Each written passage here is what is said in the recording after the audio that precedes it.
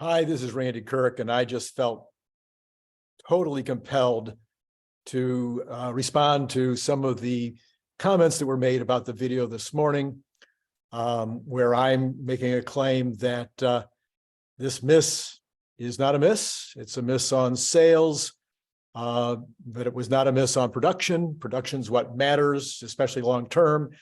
Turns out that 40,000 of the missed sales this morning were in transit. They're on ships, they're on trains, they're on the way to destinations, and most of those are probably pre-sold. I don't have a number. I'm not sure anybody has a number on what percentage of those are pre-sold, but usually the ones that are on ships and the ones that are on trains are pre-sold before they get to their destination. So it isn't really much of a miss. The German stock market, which was open at the time that all of this went down, saw a sharp drop off and then a recovery. So it'll be interesting to see what happens in the morning on the stock. But a lot of folks that responded, not a lot, but a percentage of the folks on Twitter, as well as in the comments on that video from this morning, were still negative. They were like, oh my gosh, this is the end. It's, it's over. What are we going to do? So what I want to do right now is I'm going to challenge those guys. I'm going to challenge all of you. Come on, we want this to be a brainstorming session. Let's talk about where is the miss really going to happen, because I still can't figure it out. I can't figure out how it is possible that Tesla can do less than 2.5 million shipments next year, not just production. But prove me wrong. I'm waiting for, as you notice, I answer almost every single comment that has any kind of quality to it. So let's take a look. Let's start with the United States. Okay, we're going to make about 1 million cars next year in the United States. We're going to make about 600 to 700,000 of those in Fremont. We're going to make 350,000 in Model Ys down in Austin, roughly. We don't know exactly, but that's ballpark.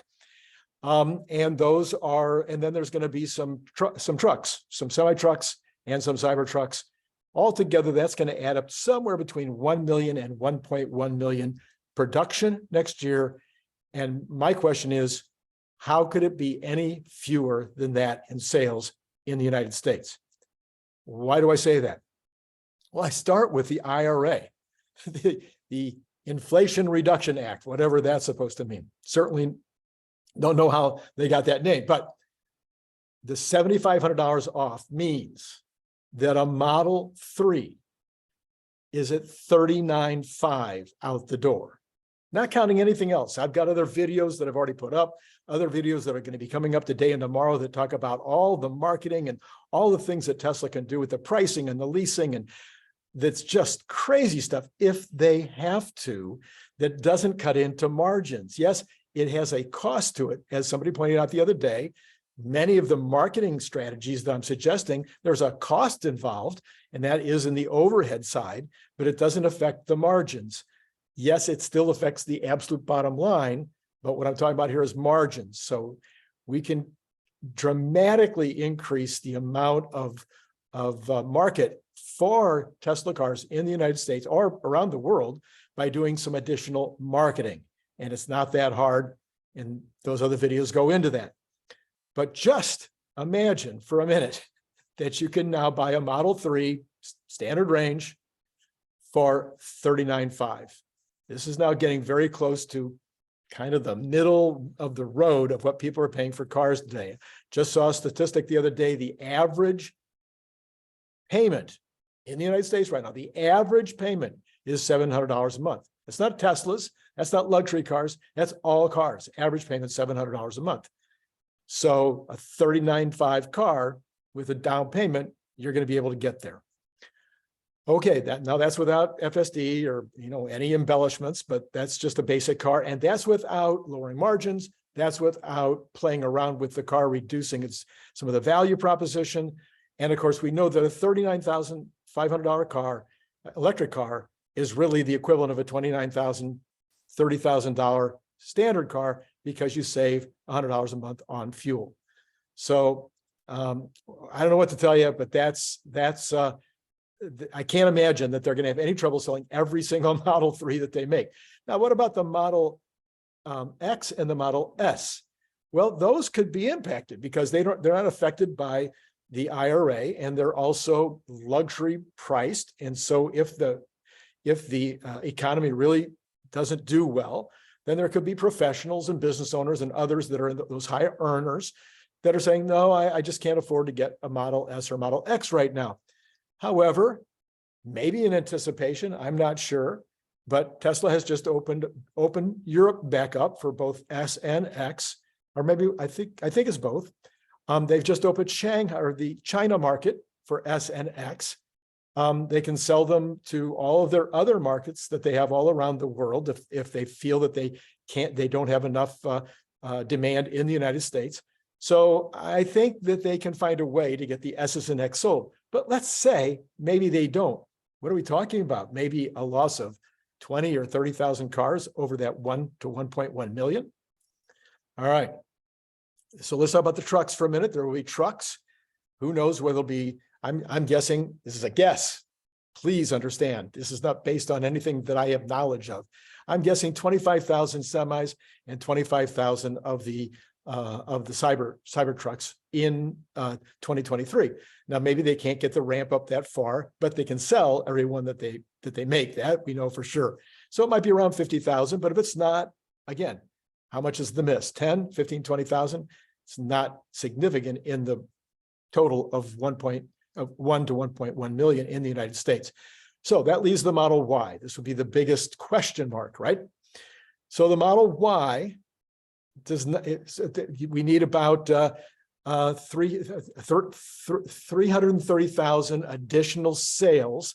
That'll be the cars that are going to be made, 350,000 additional sales of Model Ys that'll be made in Austin next year.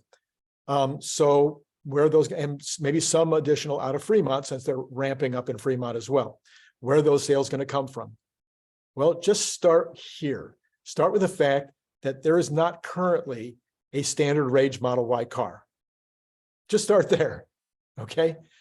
So if a Model 3 after the IRA deduction will be $39,500, you could easily sell a Model Y standard range for $42,500.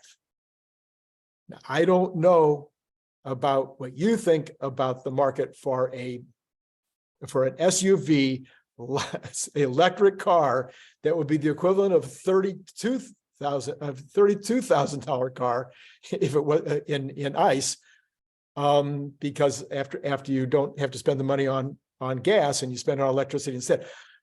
I think there's a massive market for that in any economy.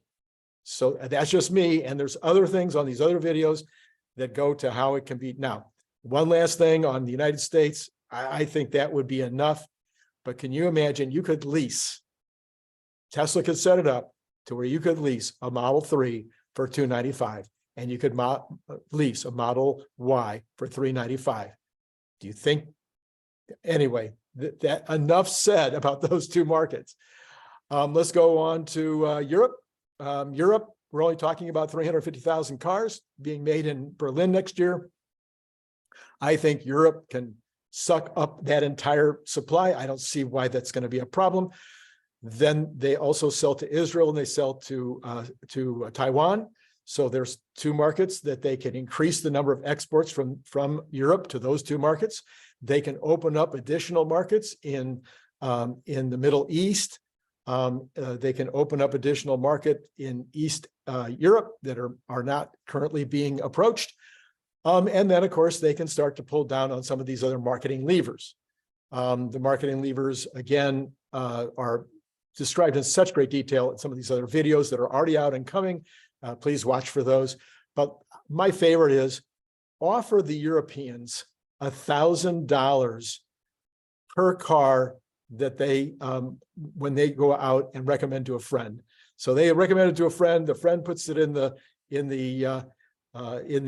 information when they buy the car that this person is the one that recommended it, that person gets $1,000 in cash. Not 1,000 miles, not 10,000 miles, no, $1,000 in cash. I think it's legal in Europe. I could be wrong. Certainly absolutely legal in the United States, but I think it's legal in Europe. And can you imagine what an impact that would have in terms of people trying to get their neighbor to buy a car? And then, of course, you give the 1,000 miles to the purchaser as well. So anyway, so many marketing levers, I can't even begin to tell you that they could use in Europe to sell those 350,000 cars. And again, what could the miss be? Could the miss be 1,000? I mean, 100,000? Okay, so they sell 250,000 cars. I don't think that's going to happen, but even that doesn't get very deeply in the way of my projection of 2.5 million. So maybe we're down to 2.4. If all the things that I just said happen, we may be down to 2.35. So all the negatives hit, we might be down to 2.35. But I'm staying at my one to 1.1 in the United States, 350,000 in Berlin. So we're now at 1.35 or to 1.45 total. All right, that takes us to Shanghai. So we got the Chinese market. We already suspect, we probably know that the Chinese Model X and Model 3 and Model Y are probably already the least expensive cost of goods sold cars in the entire Tesla lineup. It may be that they're making them less expensively in Europe or in, which reminds me, in Europe, the pricing on the European models can come down because now there's no import fees and they're being made right there. So there's no shipping, so many things. So the prices will be coming down in Europe compared to this year. Okay, back to Shanghai. We think they're the least expensive in the world. They already do charge less in China for the cars. So reducing the cost a little bit more or offering those kind of referral benefits, once again, maybe it's $1,000. Again, I don't know if it's legal in China, but it might be, should be, maybe it can be. But so many marketing levers that could be employed. And then you could, in fact, lower the cost, lower the actual margins, because you haven't lowered the margins at all for 1.4 million cars. So on this last 1.1, and we'll talk about this in a minute, you could lower the margins for the Chinese portion of that, and maybe lower it by even 30%.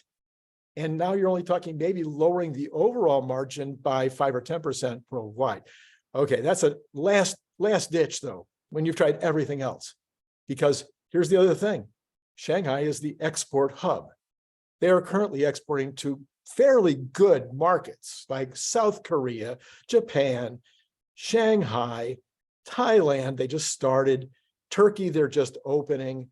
The United Kingdom for right-hand drive vehicles, they can go to South Africa. They can go to Argentina. These are not markets that are not yet open. They can go to other markets in South America. They can go to other markets in Africa. I didn't mention Australia, New Zealand, a couple of fairly decent markets. They have all these markets that they can further exploit. And as they exploit all of these markets, they may not have to drop the margins at all in Australia, but they might have to drop them a little bit in Thailand. They might have to drop them in Argentina, but they wouldn't have to drop them in South Africa. Every market is completely different. The marketing is completely different. I've sold on 4 continents, so I know that the marketing is very different wherever you go. So you might have to use some kind of a advertisement in one market. You might use a promotion in another market. You might use an incentive in another market. You might use the miles in another. So many different ways to play the game. So now we're saying, okay, out of the 1.1 million, they miss by another 100,000. Now you're down to, if everything went horrible, you're down all the way to 2.25 million cars. I'm saying it's 2.5. If everything goes well, it's 2.65.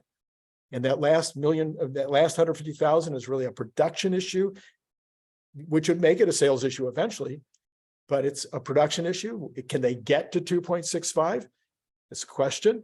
Okay, so anyway, attack. Come at me with all of your potential ways to destroy my argument. In the meantime, if you like this content, if you like this kind of content, please like and subscribe. If you'd like to get into more brainstorming and spitballing with me, then sign up at Patreon, because that's where we're going to do that. And I'm loading up videos now that are not yet on YouTube. You can watch those ahead of everybody else. And then, follow me on Twitter. So this has been great talking to you. Until next time.